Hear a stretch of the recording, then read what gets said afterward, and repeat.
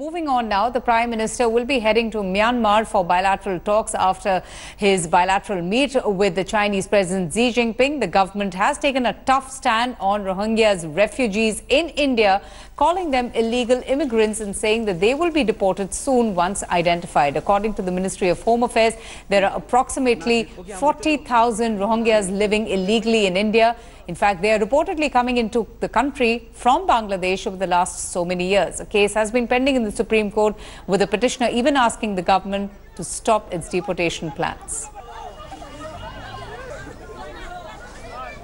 No human rights organization or no other country can accuse India of intolerant or dealing with Rohingyas in a very inhuman manner. They are illegal immigrants in India. Deportation has to be through a legal process. We are not going to use force to throw out anybody. So such image were painted as if we are very inhuman. We are not. In fact, no other country has accepted as much refugees as India has accepted. Northeastern states are totally opposing any further immigration. We are already having burden of lots of immigration. Now, no more immigration to Northeast. So, what about those Rohingya Muslims who have already come to India? I think they should be pushed back. Okay, so that's the news coming in, with the Prime Minister Narendra Modi expected to address the Rohingya issue during his trip to Myanmar. Anindu Banerjee joins us for more, and that's an important point that Kiran Rijiju made, Anindu, about the kind of treatment to all of the illegal residents for so many years, and never before has India forced them to leave the country. But now also the government first formulating a plan, identifying that who are the Rohingyas, and then asking them, sending them back to their homes.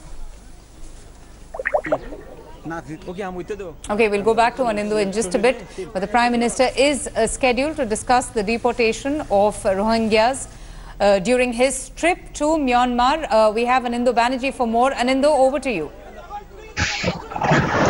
Well, that's right, Avantika. This is the government has taken a stance that is very different from the previous government, and it's precisely what we are given to understand because of a security note, particularly in the view of rising numbers of Rohingyas in the state of Jammu and Kashmir.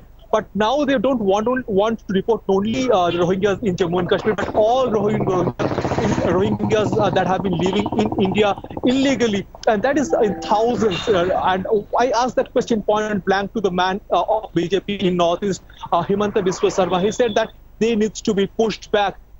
And also, as far as Northeast is concerned, we are very clear that we can't accommodate any more refugees. I asked that questions to the MOS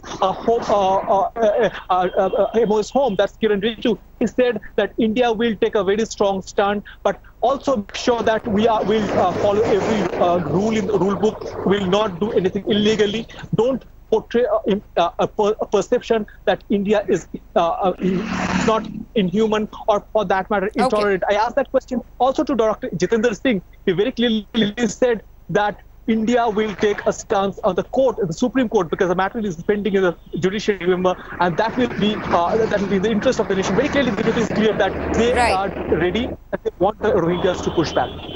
All right, Anindu, thanks so much for joining us.